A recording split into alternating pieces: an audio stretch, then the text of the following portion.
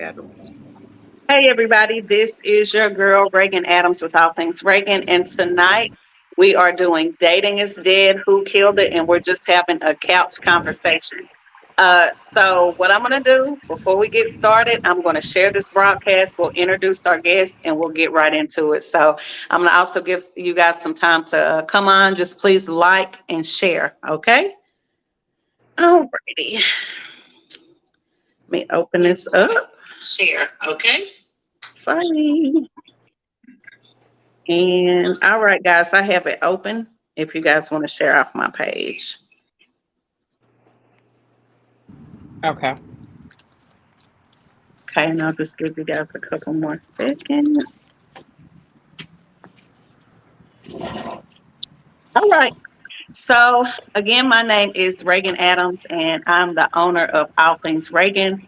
And tonight, a part of the business that I'm going to be talking about is Dating is Dead, Who Killed It? What is that? That is a event and a group that I have here on Facebook that is all about relationships, situationships, and everything in between.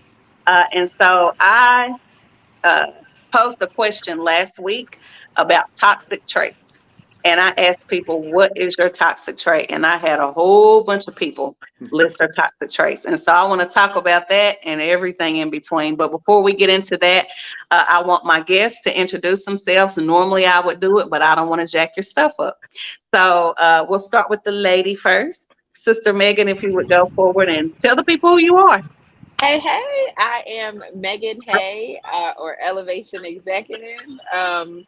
Yeah, I'm not quite operating in my typical professional role, so we just gonna be Megan today. All right. Either one of the guys, go ahead. Go ahead, brother.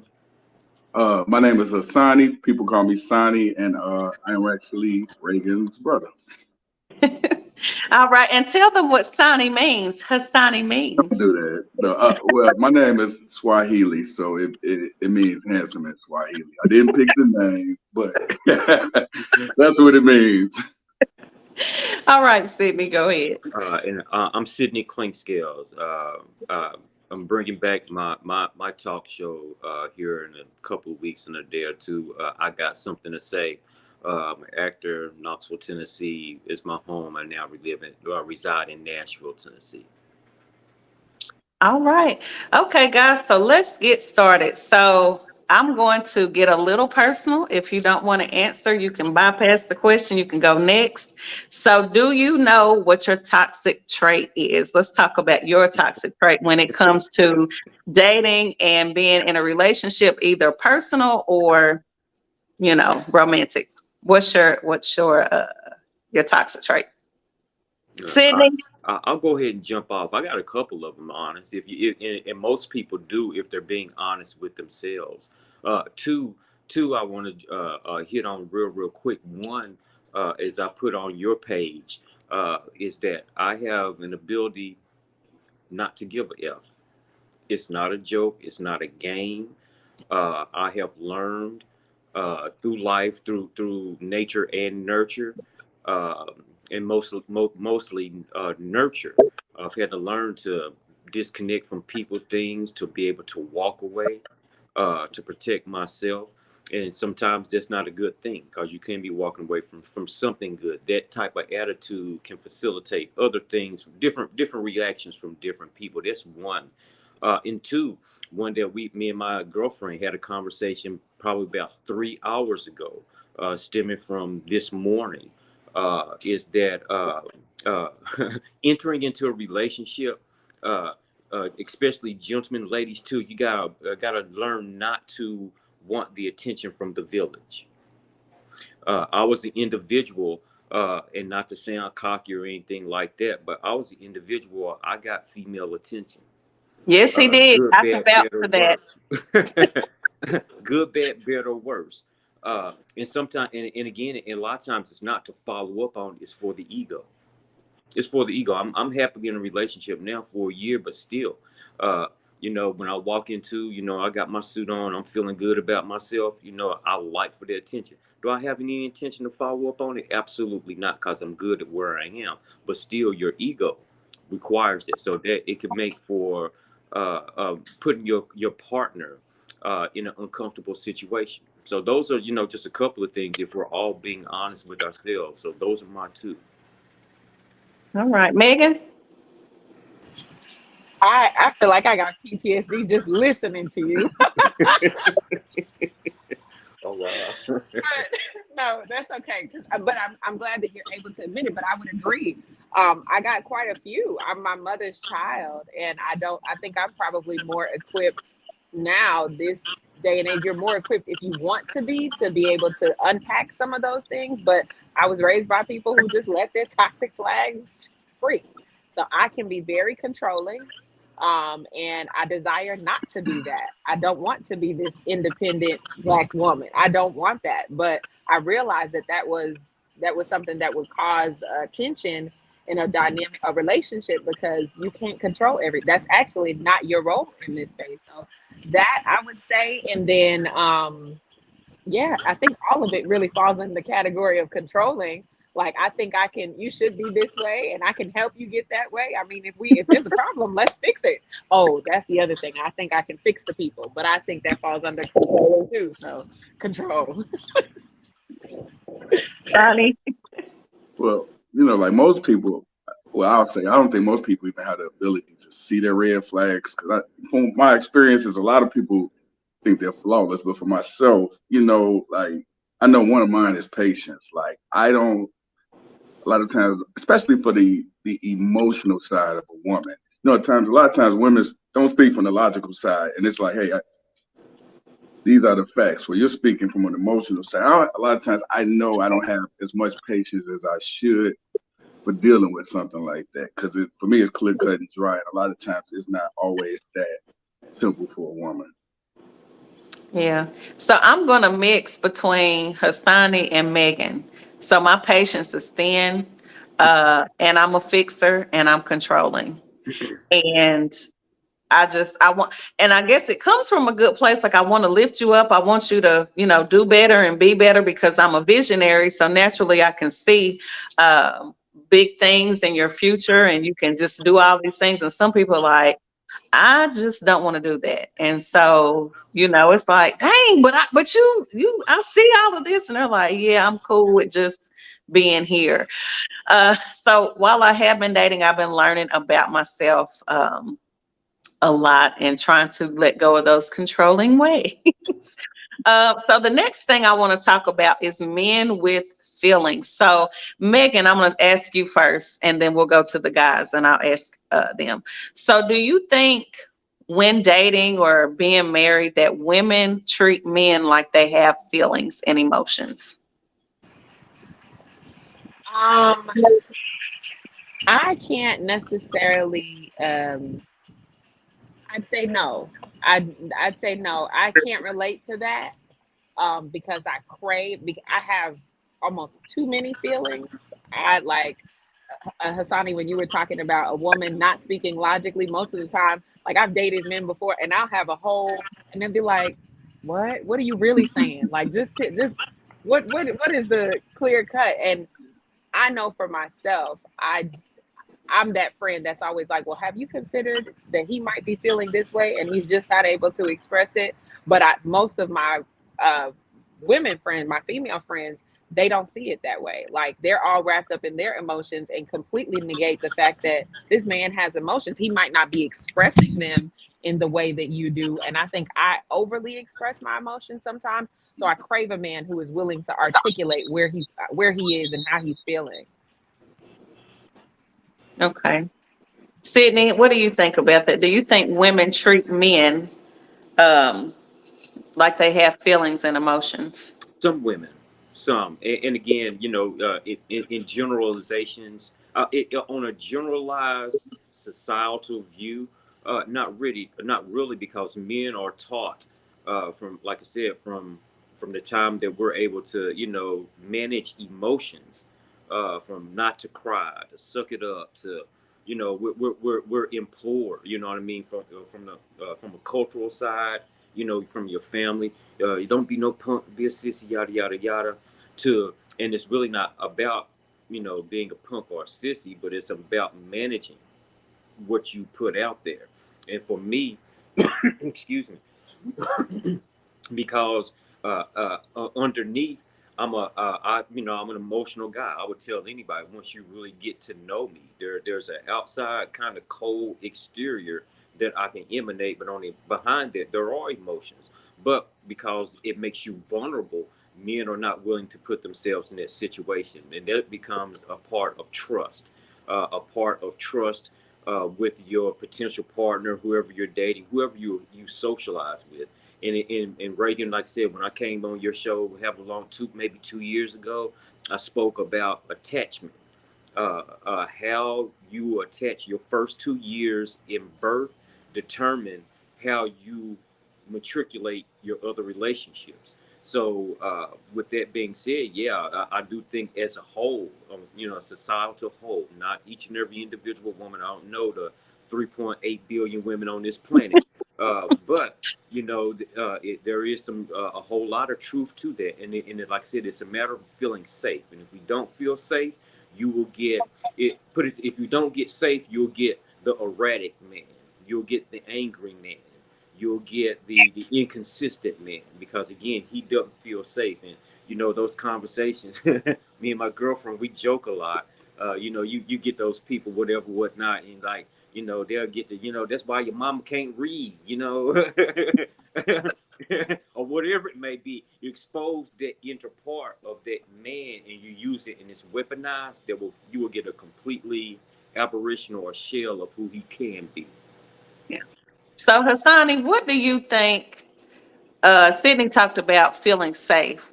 What can a woman do to make, or women do to make men feel safe, to let their guard down and start trusting and sharing their emotions and their feelings and not have that wall up?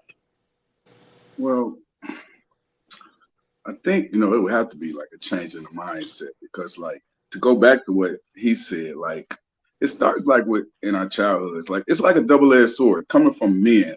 We're taught to be a man. When you're a little boy, the grown men around you, don't cry, man up.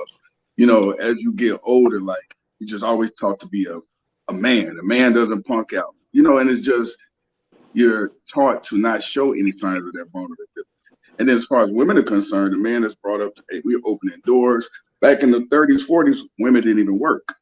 You know what I mean? It was give her what she wants, and as we fast forward to today, it's like, I feel like men's feelings aren't like acknowledged as much as they should. And if you do express your feelings, you're looked at as soft or weak, and it changes the idea or the perception of how a woman looks at you. So to answer your question, it would have to be like, you have to change the way, it's a whole change in the mindset. You know what I mean? Like, just some consideration, some empathy sometimes, for starters. So do women, I'll go back to you, Megan. Do you think women as a whole know how to actually treat men, and why or why not? Again, I can't speak for every woman. I've had the pleasure of being able to see this epitome of a woman that I think, does know how to treat a man. But I think honestly, many women don't know how to treat themselves. And so they don't know how to treat themselves. And so there's no way there's nothing that a man could do to fill that void. And there's a hope that, okay, and I had to check myself on that recently. Like, are you doing your job to be as whole as possible? Because a single person is whole. A single person is not a half a person that needs another half of a person. A single person is whole. And so are you doing enough to love on you in this season? Because I truly believe you love on you, the person that you're supposed to be, or, there's just a level of care. I feel like love begets love. And so if you figure out how to love you, I do believe that it'd be a little easier to love on a man or a woman, if that's what you're into. Can I jump in right there? As she's saying, like, figuring out how to love, like, that's the thing too. Like, so many people have so much baggage, emotional baggage. And a lot of this baggage, like, you just don't see until a lot of times you're in deep. And that baggage causes a lot of people to not know how to love themselves properly, or how to love others properly, you know? Yeah. I also want to tag into that too, because I think some women don't know what actual men look like. So they didn't grow up with fathers, or the fathers that they grew up with weren't good fathers, or you have the single mother. Like I have a friend who had a single mother with a bunch of aunties, and they were basically like, well, we're going to get our money and we're going to use the man for when we want to have sex. Well, here's the thing. Who wants to do that? You know what I mean? But we don't know what the family structure looks like. You know what I mean? What does that really entail? Everybody's talking about, I'm getting money, I'm getting this. Okay, great, you're getting money. However, what about the family structure? You know what I mean? Nobody is talking about that anymore. And how I grew up in a two-parent household. I saw what marriage looked like. Now, did the marriage look great? No, but I knew I always wanted to be married. I saw my dad was a man's man. So you have some women who are like, I don't even know what that looks like. So when you're in the world today, you're seeing all these women like, I'm out here getting money and I don't need no man, and I'm gonna get a vibrator and I'm gonna get all this stuff. Well, that's cool if that's what you like, but I would much rather have a body, and I want to go out to a date and I need somebody to chuckle with at nighttime, and you know what I mean? So you're missing the relationship aspect. So guys, did you want to, I know Sonny, you tagged in on that. Sydney, did you want to add into that at all? I think you guys touched on something. I think that our relationship role models, a lot of them was dysfunction. Yeah. A lot of it was dysfunction. I come from Ray, you come from a two-parent house. I come from a single mother house. So single mother raised us, and so it put put it this way. I learned a lot of the game from a woman's perspective. I learned because I'm listening to my mother and my aunt tell my two female cousins and my two sisters. So I'm learning the game, or learning part of the rules from the opposite end. I think it helped me, but also it hurt me because I didn't have a male's perspective on how to go into a relationship. All the males, my father, not about to do that. My grandfather, he was, a minister up in age. My uncle had his own family. So I didn't have a relationship role model. You know what I mean? Other than some fictional mess that I've seen on TV in a 22-minute, in a 30-minute sitcom cut down to 22 minutes. These were the gentlemen, especially Black gentlemen. And I might be a little bit older than everybody. We didn't really get to see or experience Black love. Not in full bloom the way it, kind of emerged into the 90s and into the 2000s. There was no image. So in my deal, I was at times the blind being led by the blindfolded. Yeah. So let's see. Does anybody have any questions y'all want to throw I at did. us? No, I didn't have a question, but I do have. I think it's interesting that you talk about like the role model, or the like what you see a relationship should be, or what you didn't see.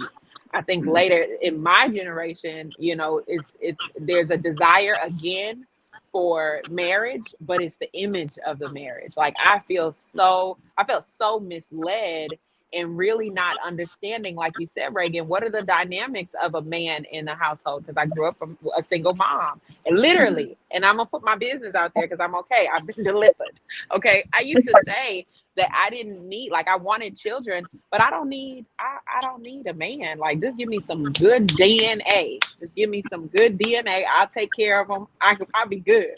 Because I saw my mom do that, and almost glorified, and we lived a decent life, almost glorified what it was like to be a single mom.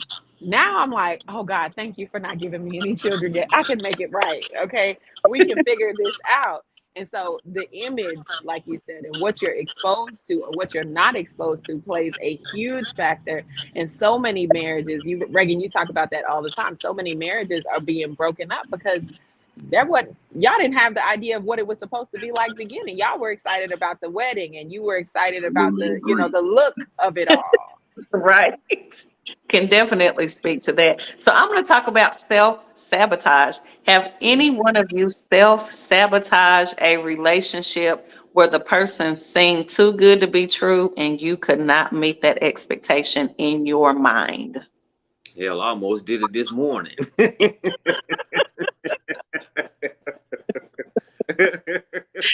So let's talk about self-sabotage. What makes you, Sonny, we're going to start with you. What makes you possibly self-sabotage a relationship that you could possibly want with somebody? That's a good question. I've never had that experience, but if I had to guess, sometimes I think it might be some type of insecurity. There are women in the world that, we all have different experiences, and some women are very strong, and can be somewhat intimidating to other guys. That might be my guess, but like that, I've never had that experience, so just speak on it. Sonny, Sister because Meg? that's not my story. I have not. I have I can not. just guess. Yeah, I have not self-sabotaged where the way you described it in a dynamic or relationship that, great person, but I just didn't feel worth. I've never had that experience, but I've had a good friend who had that experience, and I literally saw it as it was happening, like so much so that I remember telling him, you gonna have to be the one to like get her together. Don't let her, you know what I mean? But a lot of that stemmed from her past trauma.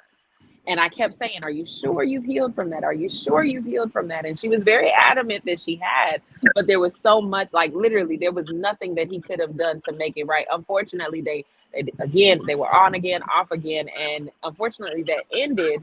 But it was a trauma, unresolved trauma that caused the sabotage. Yeah. Go ahead, Oh, Sydney. My Sonny? bad. Go ahead, Oh, son. Go ahead, I son. was just going to piggyback off what she just said right there. That I think a lot of people's self-worth sometimes can be directly tied into experiences from childhood. I know some women that are beautiful, and like you can tell them they're beautiful 50 times, and they'll still look at themselves in the mirror and see flaws or see where they needed to lose weight or something like that. So sometimes that can be that self-sabotage that she was referring to. Go yeah. ahead, Sydney. Yeah, and I think the self-sabotage, like I said, it is so emotionally entrenched.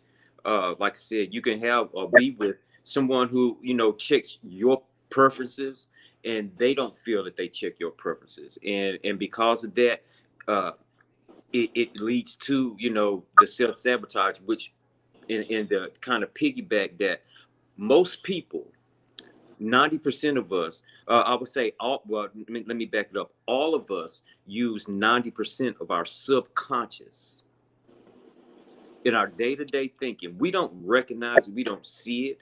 It's in our normal everyday behavior. Our conscious is the 10% that's trained. The other 90%, that's what we tap into when the trauma kicks in. That's when we tap into when the hurt appears. And then, like I said, it will make people do the inexplicable in its self-preservation.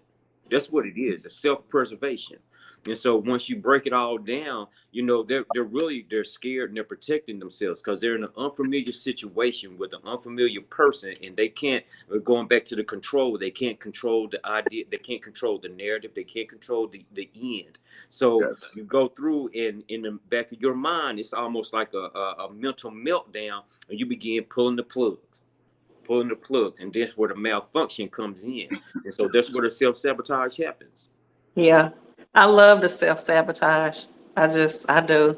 And I'm working through that as I date now. And vulnerability, that's hard for me too, because it's like, if I tell you, are you gonna hurt me? Like if I tell you what's wrong with me, and I'm kind of going through that now because I like to share certain things, but I don't, and I'm very open to a certain extent. But if I share that, don't use that thing to turn around and hurt me. You know what I'm saying? Use it to learn me. But you can't tell people how to use those things. You know what I'm saying? We have a comment here. Jennifer said, blessings. Nicole said, relationships are mirrors that will show the beauty and not so lovable parts of yourself. Instead of running away, we need to practice emotional intelligence and less judgmental. A lot of times, it's not the messenger that we are upset with, but the message, which is true too. And Sister Nicole, she's a therapist. Shout out to her. Yay. But yeah, so vulnerability for me is hard, but I'm one of those people who want to learn every day. So I'm open to information from people who do care about me. So it's like, Reagan, if you got an issue, let's talk about it. So, but day by day. Does anybody else want to say anything concerning, like questions, cares, or concerns? Well, All right. What? Oh, no, sorry. go Go ahead. ahead. Thought you had something to say. So what after now, Megan, you are right at 30, right? I'm Yes, trying to think ma'am. if you count for this, what I'm about to ask. I mean, you count, but let's see. Sydney Hassan, I'm gonna ask you too, Megan. So dating after 30 and 40, because we're all over 40 except me. What is more now? Sex used to be a thing, which sex is still, somewhat important if it's still working, guys. But and I'm not saying nothing to y'all stuff, but listen, we got some stories. So anyway, we know sex was like a big emphasis, but what is important to you right now in relationships? Sonny. Well, a couple of things. Definitely one is an emotional intelligence. The way a person, like your energy that you come with, the way we, because like everything should be organic. It should flow naturally. If it feels forced, that's a red flag. Another one for me is like financial security or just where you're at in life. You know what I mean? What place you're at in life definitely would be of importance to me too. Okay. Meg. Uh, Oh, wait, Sydney, go ahead. Oh, well, like I said, I've been in a relationship now just over a year, and the thing that I was looking for, and I had to get myself in that place to be able to receive it. Someone spoke, I believe it was your commenter spoke about being a mirror. I think I kind of found my mirror. It was kind of weird. Kind of found my physical mirror. When I looked at this one, we almost kind of looked like skin tone. I was like, okay, kind of freaked me out a little bit. You know what I mean? Uh, and in learning and being in a relationship, you kind of, for me, it was important for me to find as close to my equal where I was right now. And then, like I said, Hassani was saying, let it organically grow. If it's forced, feels forced, I can't do it. In this one, like I said, everything has kind of just taken its place. We laugh together. That's big with me because, behind my, mean exterior, I like to laugh. That was big, important. The conversation. One of the things that I told, and I call her by her name, Tara, is like one thing that we're gonna have to do is we'll never put a period on our conversation until our time splits. It is a long, ongoing conversation for hopefully for years. It will take different pages, different indentions in a paragraph, the whole nine, but it's an ongoing conversation. So to be able to freely communicate, to freely talk, to have those uncomfortable, and I'm talking about, we have had some brutally uncomfortable conversations, but it pushed us forward. It was a level of maturity that, because like I said, I'm older than everybody on the panel, and she's older than I'm older than she is. We're both in our 50s, so it's something that we want. You know what I mean? We done played the game. We done been there through that. So our mindset and our focus is different. Where it's like, okay, we going. You got this. I like. Yeah, I got what you like. Okay, let's see if we can make it happen. And like Hassani was saying, let it grow organically, cause we're not in a rush, but time is not on our side, if that makes sense. Yeah, that's how I feel too. Go ahead, Megan. Yeah. No, I would definitely say where initially a lot of it was physical traits. I didn't first off, I didn't know what the role of a man in my life should have been or was supposed to be. But now as I understand that a little bit more, like Asani said, emotional intelligence is huge. Like I am a extreme communicator, so I need someone that is willing to have those uncomfortable conversations. I'd rather lay it all. I'm matter of fact, I'm okay with being vulnerable because if it is used against me, Lord, whatever your will is, let it be done and give me the strength to deal with it because that's how I'm gonna know. Like I want to lay it out on the table almost too much. So I need someone who's willing to communicate, have those tough conversations. And the other thing that I would say is somebody who's seen themselves. Like if I'm just like, I don't want to be the bad guy. Now, of course, that'll happen sometimes where somebody didn't really know, like, oh, I didn't realize I did that. But like, I need to know you got somebody around you that in all these years you've been living that was able to show you yourself. That's very important because I think so many people don't see how they show up in the world, nor do oftentimes do they care how people perceive them. And that's a huge one for me. I want to talk about the cuss word known as submission. And I know that word gets kicked around a lot. I absolutely believe in submission. I saw my mama do it, and I cannot wait to do it again. I believe it's sexy. I believe you can use it to your advantage, even though I know that sounds manipulative, but it is. Once you submit to a man, there is nothing that he will not do for you if you have the right man.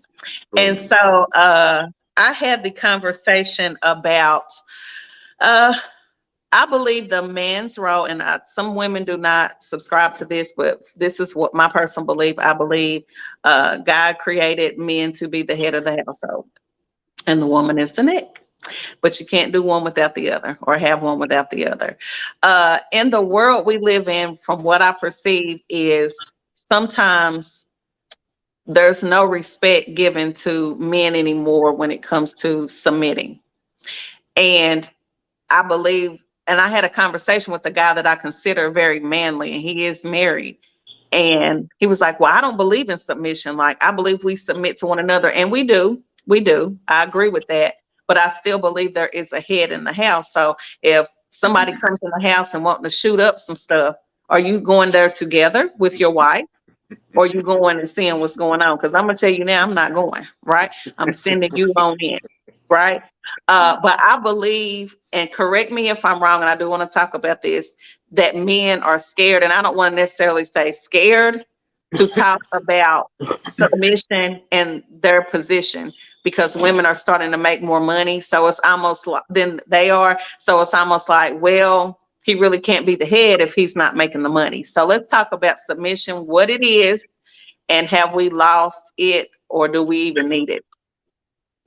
Personally, and Reagan, I've posted this on your wall, on the Dating is Dead wall from the time that I can remember, is that submission is nothing more than trusting that the other partner will consistently make the right decisions for the both of you.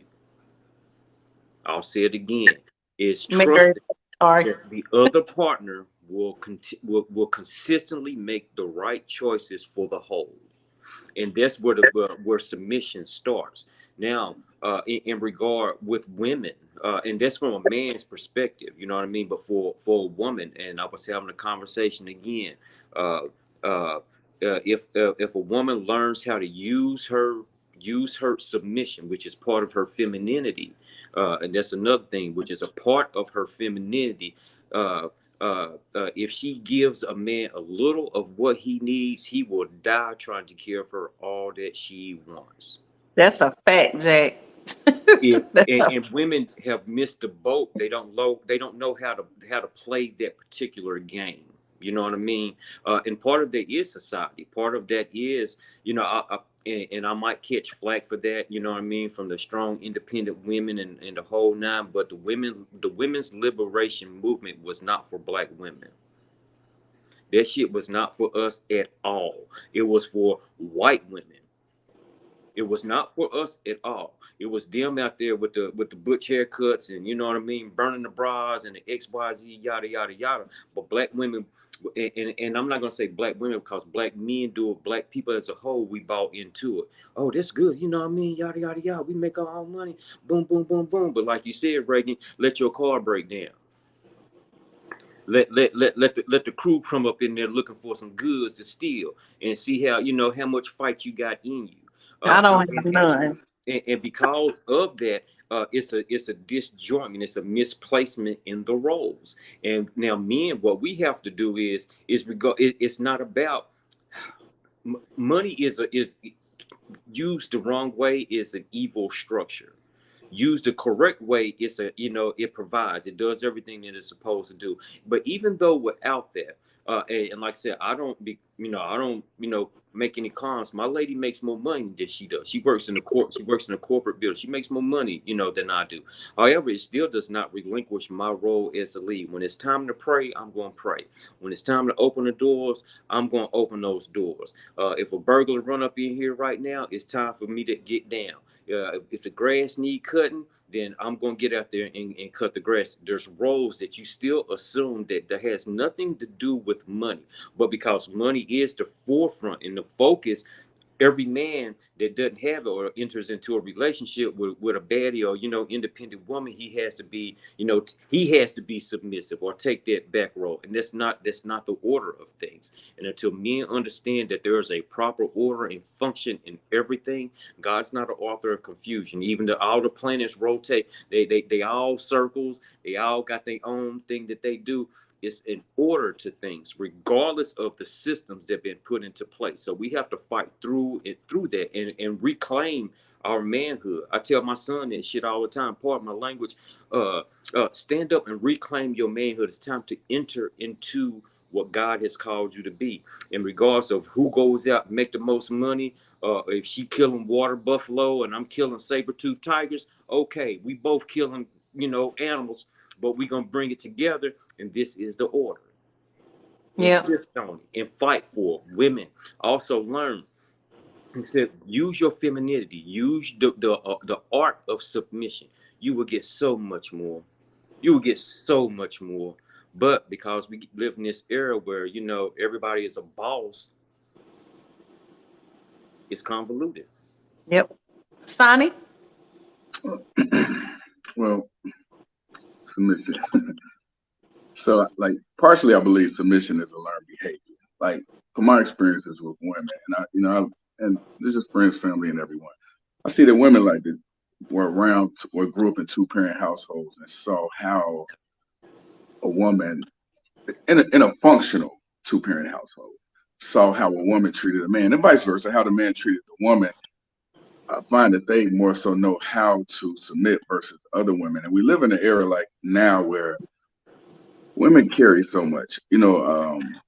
I go back to when I said they carry emotional baggage. So many women have been through so much. You know what I mean? There's so many single-parent households, and I mean when I say so much, 1, 2, 3, sometimes 5, 10. You never know how many men, whoever. So they carry this baggage, and so now their defense is up, their guard is up. And so a lot of times they don't even know how to handle a man that may be the right type of man for them because that intelligence level is off. You know what I mean? They don't even know how to submit because they've been taught to be so hard for so long, and it's like a man, for myself, I don't want to come home and argue with another man. I don't want to be, I don't want that energy. I want the femininity, the softness, because if you give me that, like what Sydney said, I'll give you the world. I pull the stars out the sky, the moon out the sky for you, but I have to be receiving what I need in order to reciprocate and give you what you need.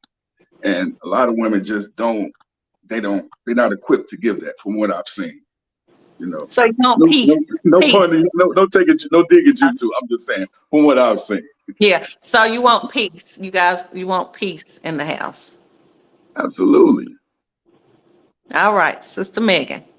Yeah, this is good. I'm getting from what's that saying? When you make assumptions or when you assume, you make an ass out of you and me, right? I think it is an assumption that I can't. It's like you're guilty until you prove yourself worthy of submission for many women. It's like I'm gonna just assume that he's not up for the challenge. I'm gonna assume that he's not a man that I can submit to.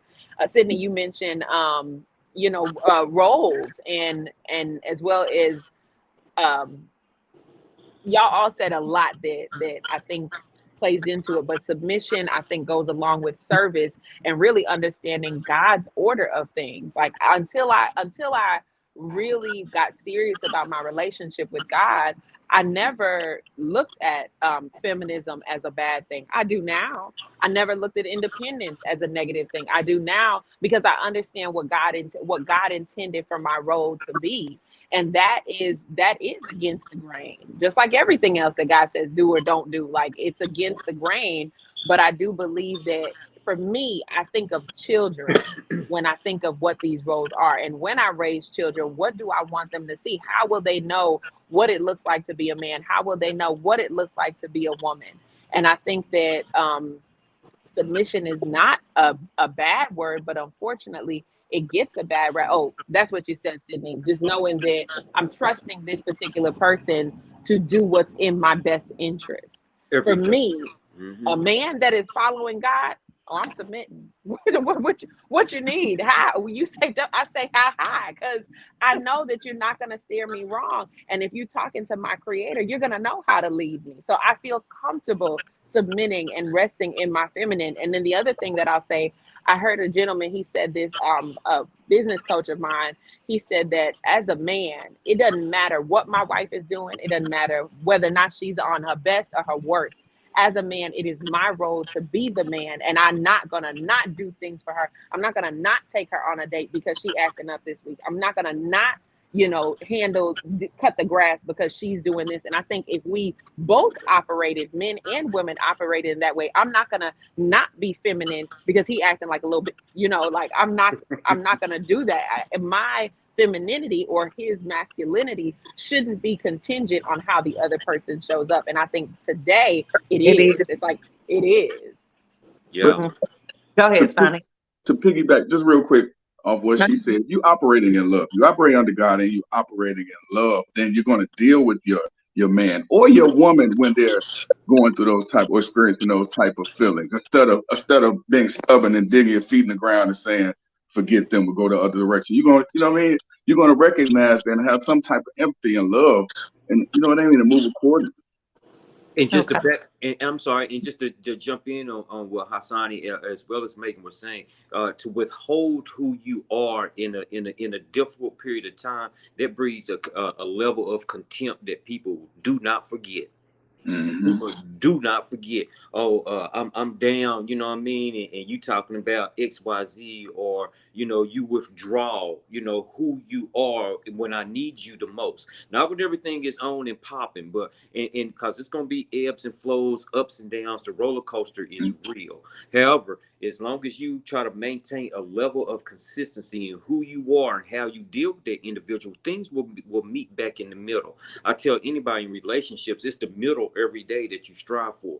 There's extreme highs and extreme lows every day. If you and actually, me and my girlfriend, like I said, we not intentionally count the days.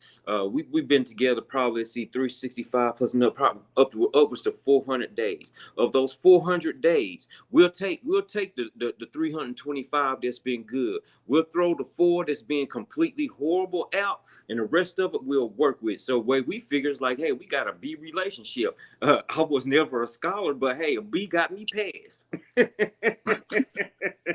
right. All right, we have some. That's a good way to look at it. Yeah, I'll take it. We have some comments. Tara said it took me to the age of 52 to find the one for me. Toretta asked submission in dating or marriage. But I think you can kind of know if you're willing to submit to that person during the dating phase. You kind of know if you are. Nicole said, I think submission would be more digestible if we would relinquish the thought of I love hard. Love and hard are incongruent. Submission needs divine acceptance, acknowledgement, and loving agreement. So that's really good. All right. So I have one last question and we're out of here. So I'm going to just say yes or no to this one question. Then I'm going to ask something else. Were you taught how to date? Sydney? No. That's yes or no. Okay. Sydney, no. Megan, no. Sonny? No. All right. Well, go ahead. What were you going to say? I say, what I was talking.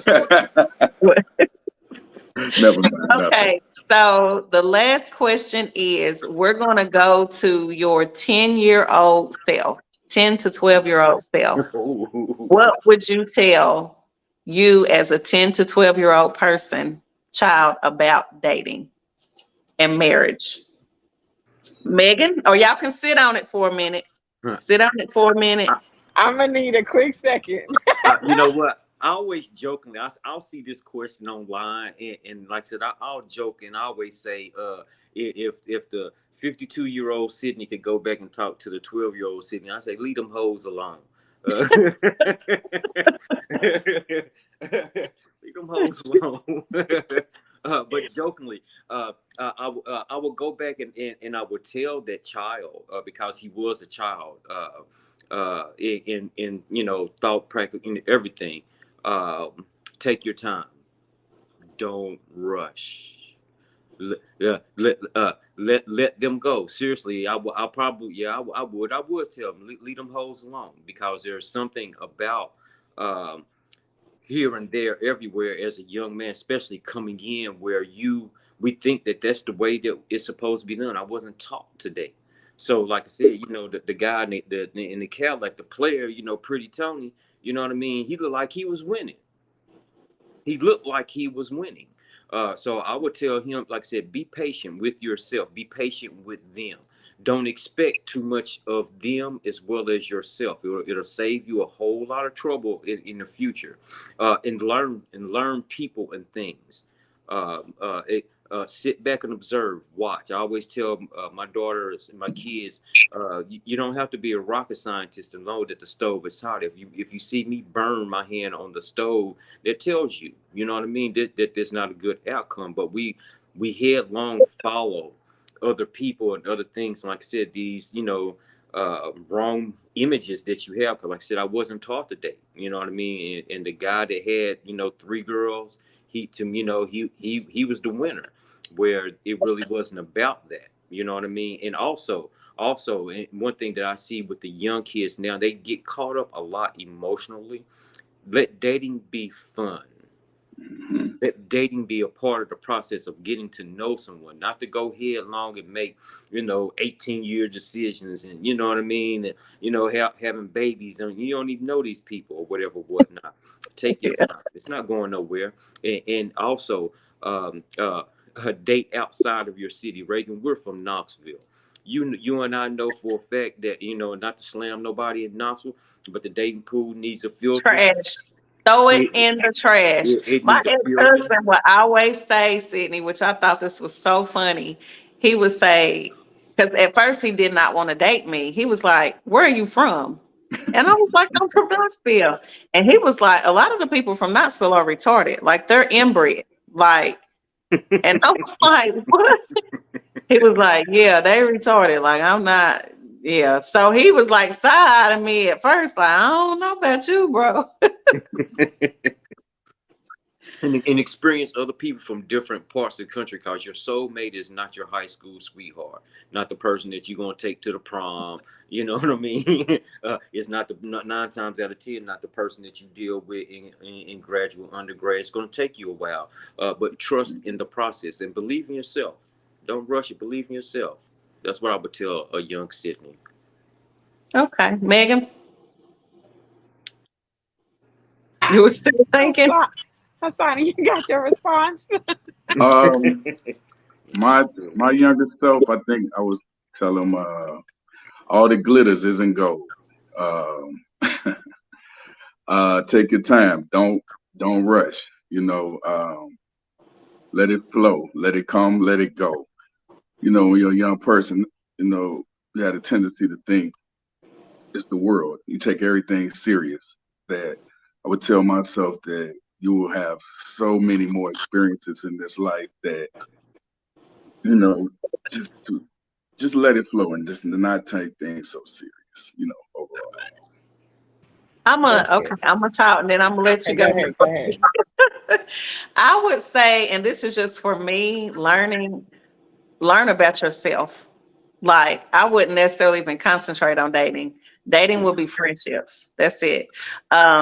You need to know as much about yourself as possible. Love yourself. Get to know who you are and like you. Because if you don't like you, how do you expect to know what you like from another person, how you want to be treated as a person? I tell my daughter that now. I even let her in on some of my dating experiences to teach her, like, this is the treatment this is cool treatment. This is not treatment. Sex before marriage, you got plenty of time to bust that thing open when you get married. Because what I know is when I, and signing, sorry, I know that, but you used to personal stories. I was married to his brother. So he's still my brother. But anyway, you spend so much time with the emphasis on sex because you're pressured, as a young person. So you trying to do, and of course you got competition with other girls. So you want to have sex and turn tricks and give all this great head and all this great stuff because you're in competition. And then it's like when you get married, I'm burnt out. Like, nigga, I gave you everything I had. Like, I'm done. And I actually found that happening to me. And Boo was like, well, what's up? I'm like, nigga, we already, listen, I'm tapped out. Leave me alone. And that's not fair to him. So, like, I would tell myself, learn who you are and don't put so much emphasis on sex. Keep friends, like, because kids are fickle. People are fickle. They'll change their mind. Like, Absolutely. in like 2 minutes, like I just went through this. You have a person who's like super hot and heavy on you, and then you look up and it's like, I done changed my mind. So yeah, no, just be secure in yourself. So that's mine. I would say, and I think it was harder for me to answer that because I feel like I'm just now healing little Megan. Like I'm just now figuring, oh, that's why that triggers you. I'm figuring those things out. So a few things that I would say is, one, men, the opposite sex, is not just there to provide sex. I didn't grow up now, and now my uncles were amazing. But because my father wasn't in the household, I thought that, and things still got done. Like the in my opinion, nothing's stopping. Like one monkey don't stop no show. Like the show is still going. So in my opinion, I developed this distorted reality that, oh, that's what they're for, and for the superficial things. Learn your triggers. Learn the things that trigger you, because I didn't realize, someone had to let me know that, like, bro, you got a lot of triggers, and I'm from New York, so the Southern guy put me in the South for a reason. I had a lot of women to check me. Like, I'm like, you ain't gonna tell him that? No, like, it's not the time. Or just really like understanding that everything does not need to be said. Even when it bothers me to my core, it might not be the place, it might not be the time. I remember my first relationship with a guy. We broke up in like 2 weeks because I went to an all girls school. He went to an all boys school, not too far away. He came to my campus unannounced. Now, he was just doing a kind gesture. I didn't know how to receive that. Like you said, I put up all my protections. I unplugged everything. And I mean, I started this huge argument. Everything that was in those short period of time, everything that I could have said just came blurting out. And since then, I went to the same sex, just completely took a complete left turn, just because, like you said, Reagan, I didn't know who I was. I didn't know, why am I bothered by this? Why do I not know how to interact with a man in this way? And so I'm still learning those things. And I would definitely tell younger Megan, like, it's okay. You ain't got to say everything. And you need to figure out, why does all of this trigger you so much? Go figure that out. One more question. I lied. One more. For real, we're not gonna go over this 7 minutes because something just hit me. Do you think in the dating phase that men and women should have friends of the opposite sex while they're dating? I say yes. I say yes. And I mean strictly platonic friends, no nothing, because I need a male's voice to bounce out. Like, I called Sonny like this last time. I was like, look, bro, what is this? You know what I'm saying? Because I'm not a man. I'm not a man. Like, I need to know what, like, and sometimes Sonny be like, well, maybe you didn't need to deliver it this way, or maybe you should have said this. So it helps me. So what do you guys think? Now, I know once you hit that relationship, it's like, I don't know. But I mean, during the dating phase, what do you think? I say yes. Sonny? I say yes. Oh, sorry. Okay. No, y'all go ahead. I say yes, except when I've been in this situation, and that's why I said PTSD, Sydney, when you were talking earlier, the gentleman who likes and craves and feeds off the attention, that made me so, where I thought I was secure, it made me so insecure. So I say yes, because I would like to keep my male, like, these are like brothers of mine, but at the same time, it does take a level of maturity and emotional intelligence to be able to talk through some of those things, because that made me very uncomfortable when I had someone who did have women friends, but I knew he also craved and like needed attention. And to back up or to piggyback off of that, like I said, a conversation that me and my girl were having this morning, because she has male friends as well. So, and I have female friends, and I would call my female friends. I would, when I was single, it was free. The communication was free. You know what I mean? Yeah. I call Rainy and talk about sports, with her, or call Vine and get, pray, or Felita, rest in peace. You know what I mean? We kick it, whatever it is. So when you enter, for me, when I entered into the relationship, it's like, okay, I have to navigate this completely different, because I just can't call Whoop-de-Woo Susie Q and be like XYZ. Now, like, and so it, like I said, it just creates unnecessary tension if not handled correctly. And also, you have to be able to understand that people, I was an individual before I met you. I have a whole new different, people that help me get to this point, just like she does as well. And it's kind of selfish, and it does require a level of maturity. Be like, okay, you can have, continue with this friendship, because again, your friends can kick information off of you that you don't see, because you're in it, knee deep in the funk in this relationship, or you trying to do something else. So they offer a different perspective, especially from the opposite sex, because a woman can tell XYZ, boom, boom, boom. And I've had my friends, like I said, Felita, Vine, and Rainy, these young ladies in the past. So for me, it's about navigating, being honest up front. You know what I mean? Honestly, my deal is that I'm not opposed to even introducing my girlfriend to these women. You know what I mean? Because again, I want, if we're in this together now, my friends need to be your friends. You know what I mean? Going forward, or at least have not even friends, but at least have an understanding of where everybody is and the expectation that adults are supposed to have in cultivating and maintaining platonic friendships. Sonny. Well, it's a slippery slope, but I say it is, because it depends on what type of man you're dealing with. But I say yes, because it requires a degree of maturity and a degree of trust. But like I use myself as an example. I have 5 female friends. They've been my friends since we were 10, 11, 12, 13 years old. They'll always be my friends. Every woman that I have dealt with in my life has been on defense, or kind of, look at them sideways until they got to, but it took time, but that's like, for me, like, these are my friends, and like, wouldn't require that out of a woman as well. I wouldn't put that stipulation on her, but I will say that though, I've also seen where, and I can get why some guys wouldn't be cool with it, because I've seen so many friends that are more than friends. You know what I mean? That happens all the time. For their turn, like if I just hang out and be her friend, yeah. Well, it depends on what capacity the friendship is. Like, I don't want my girl, like, we're not going to the bar getting drunk.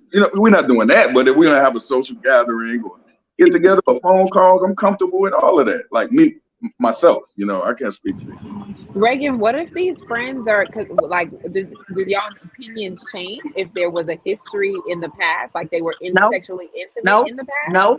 No bueno. No bueno. No bueno. Okay. No hablo inglés. And then women are emotional. They're friends. Like, we did that in the past, but we friends now. But I am of the thought that anybody that I've slept with, we can't be friends. Like, I don't want to be your friend.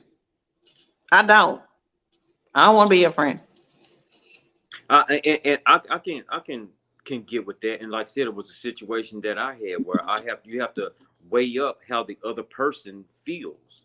You know what I mean? You really do. and take that almost into, you know, the main consideration, the history of the relationship. You know what I mean? Time, you know what I mean, comes into play. Everything is relative. But again, you just kind of have to, you know, be mindful and go into it with a level of maturity. And like you said, Asani, trust is the big deal. But it made me think of a move.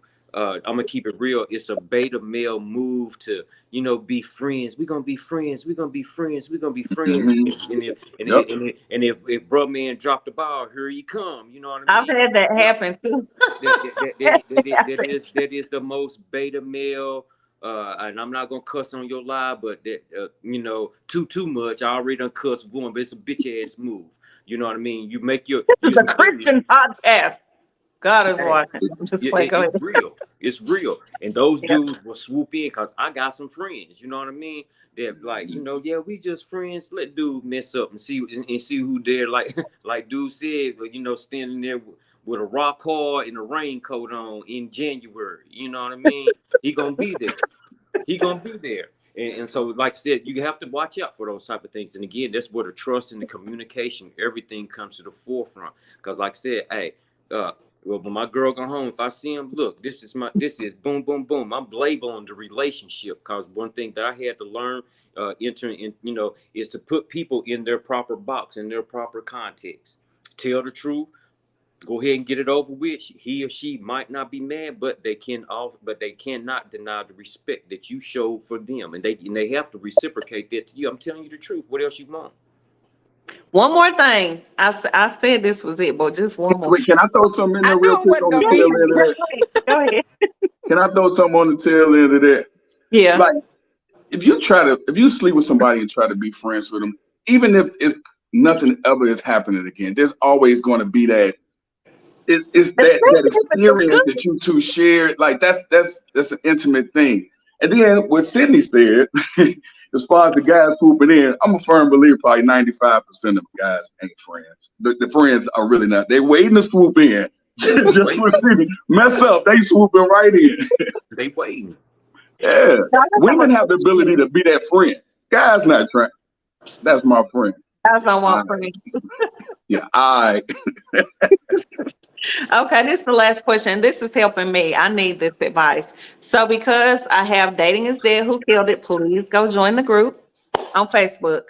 I have run into when I have started dating that I'm in this group. So sometimes I may have, or a lot of the times I have conversations with men a lot, just because I want to know how they think.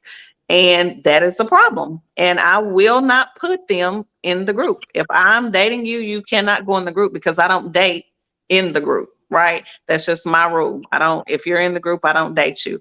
But how do I explain that or try to make them feel secure that I'm not going to put myself in a position to, this is my business, and yes, I'm going to be talking to men, but that always seems to be a problem. Always. Like they're like, I'm cool with it. Then it's like, what are you over there talking about in the group that you're not talking about on your page? You know what I mean? My deal is that for them, they got to understand that, it's partial business as well. You know what I mean? If this is how, that you generate income, do what you love to do, whatever it is, how you dictate or define your business, let them know this is off the front. This is this page is business and this is me. And they have to also be mature to understand that, people do come with different sides. People come with it, I used to have this run. I used to work at a bank. And I tell anybody, I'm from Walter P. I'll piss on the wall in an Armani suit. I've married my contradictions. You know what I mean? So people have to be mature enough to understand that, what I do for business does not necessarily bleed into what I do in my personal. And like I said, to me, that's, if I'm a guy, like, okay, as long as she ain't directly in my face, you know what I mean?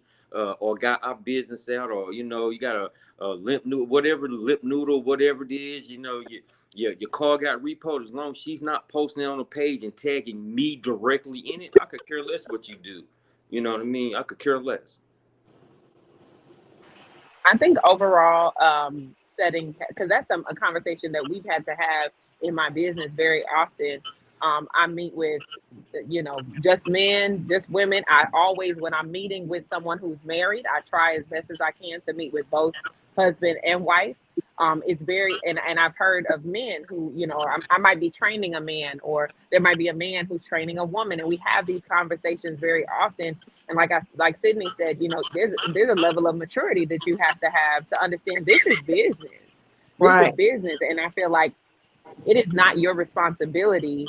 Now, can there be things that you can add or do to jeopardize or build up security? Yes, but it's not my responsibility to make you feel secure. Like we've talked about with the relationship, friendships. I've had this life before you came in, and so if you can't get with that, that's almost like, well, I guess that lets me know you're not the one, because I feel like as long as we set clear boundaries, maybe it's like, okay, I'm not communicating after 9 o'clock. Okay, we shutting it down at 10 or whatever that is, putting parameters around it so that this doesn't get jeopardized, and neither does the relationship.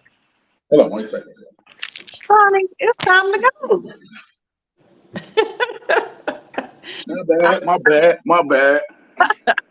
It's Okay, time sorry. to I had to use the door. Forgive me. This is my first one.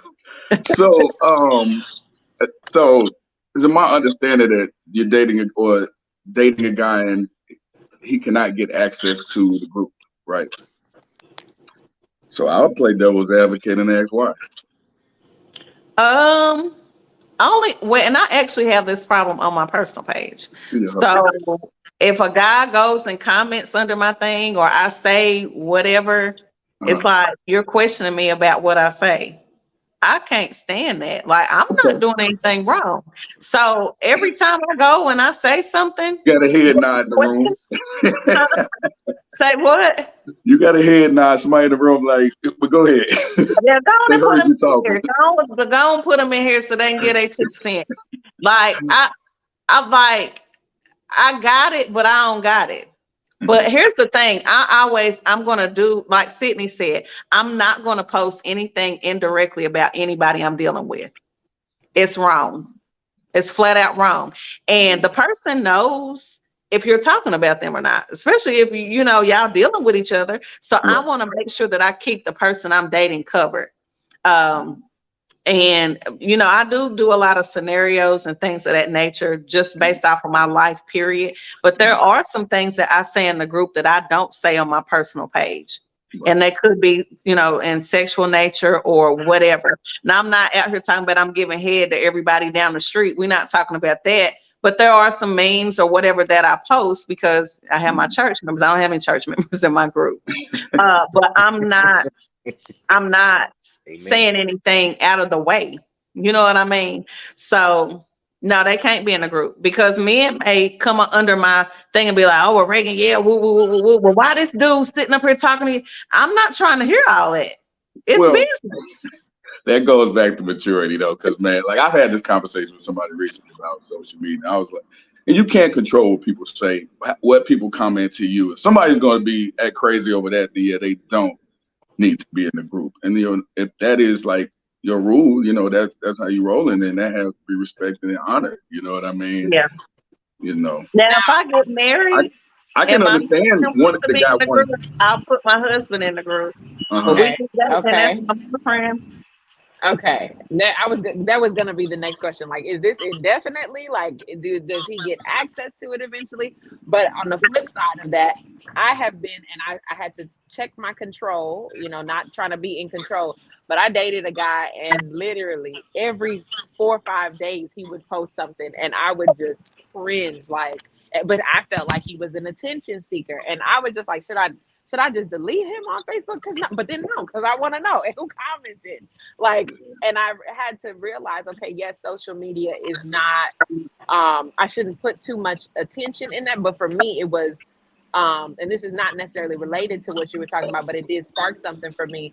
And I have a lot of friends who would agree with me. And I don't know if that notion is right, that you shouldn't, out of respect for someone that you might be dating seriously, there's certain things that maybe you shouldn't post. I felt like he was just posting things for attention, and I couldn't stand it. I was not mature enough, for lack of better words, to deal with that. Well, Yeah. actually, I think the maturity factor wasn't necessarily with you. It would have been with him. Because like That's what I was thinking. I don't put, like I said, I enter into a relationship. We'll post pictures because, like I said, we like to travel and whatnot.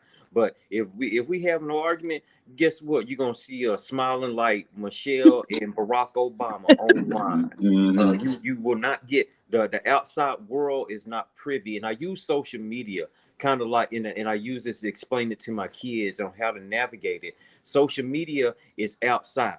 Before I go outside, I have a choice if I want to go out in a bonnet, rollers, A 2 good nights, analogy. a night, or you get me I'm in gonna my use it. Hawaiian My suit. bad. So you get what I give to you. The relationships, my friends, you might get to enter into my foyer. My good friends, you might get to sit in my living room. If I really like you, you might get to use the bathroom, but the bedroom is the inner sanctuary. That's where, and I always keep a chair in my bedroom, always a bed and a chair, because whoever my love is, you gotta be able to sit in both of them. You gotta be able to lay in the bed and sit in the chair because that's the enter. So with social media and people getting ticked or whatnot, hey, y'all grow up with that. You know what I mean? Yeah. 'Cause again, you don't get access. You don't get access to anything other than what I give to you. Especially when you get Respect it. upset, because I know for me, I had a situation over the past few days. And when you get mad or upset, you just happen to find all these memes that describe exactly what is going on. Algorithm. And I'm like, oh, Real. this will be good. Oh, I want to post this on. Oh, he done made me mad. I'm finna post it. And it's like, I'm not getting ready to give you the benefit of the doubt because you think what you're going to do is get on my page and see that I'm hurting behind you or you done made me upset. Guess what you're going to see? I'm posting my business. I'm out here getting my money. I'm out here happy and I could be crying, but you don't know it. And I'm not getting ready to let you know it either. So just like you said, Sydney, just being mindful about what you post and covering the person that you're dealing with. Because I know for me, when I first started dating, I used to out the people that I dated and not give their names, but I would I would really use that as situations in my group. And If I had a somebody page, I do it. listen, and somebody called me Y'all the one. like, stop doing that. Like, Yeah. what are you doing? Like, And I was actually, the one with the screenshots, but I would black the names out. Like, what y'all think about this? And he was like, Reagan, what are you doing? And so I stopped that because I'm okay, we're not going to do this. But it's just a growing process. But yeah, we do have to watch what we post on and real social quickly, media. Reagan, and what I did is when I entered the relationship, because me and you, we from Knoxville, and we know how it is. People, you know what I mean. So what I did, I kind of went out and shot a bow. I shot a bullet across everybody. Don't get don't get on here and do that, because y'all make me go straight walk the pee on all of y'all about my situation. You know what I mean? And I had a friend of mine laugh at me. It's like, Clint, you did? Yeah, I did. I sure did, because you got to clear the air so it won't be, people with the okie doke, because they watch. People watch. Yeah, did you see what Sydney put? Did you see what Sonny put? Did you see what Megan They Ooh, girl? waiting to And have they something to talk about. That's screenshot all your it phone. is. Were they talking about your man or your girl? And now it like you Hopefully it's said, something negative. yeah, it's not like they're waiting. Like, yeah. So anyway, y'all, thank y'all so much. We actually went over, but it's always like this. Thank you for I'm having gonna me. have I to like have it. you guys back on. I really wanted to do an event here in Houston for October. I don't know if that's gonna fly because it's too soon, and plus that's football season, and we do have a professional team here. So football here is stupid, but we'll see what we can do. We may have you guys back on, or maybe you guys can fly out to Houston and we can do a show. Hey, me and my old lady, we get on a plane in a heartbeat. I'm flying in a minute. So thank you again, Reagan. Thank you. Thank you guys, and have a Thank blessed you. night. Yep. Oh yeah, I will. I'm going to download it. But guys, thank you so much for joining me. This is your girl, Reagan Adams, with All Things Reagan. And Reagan says, I think it, I see it, I do it, and you should too. Good night, guys.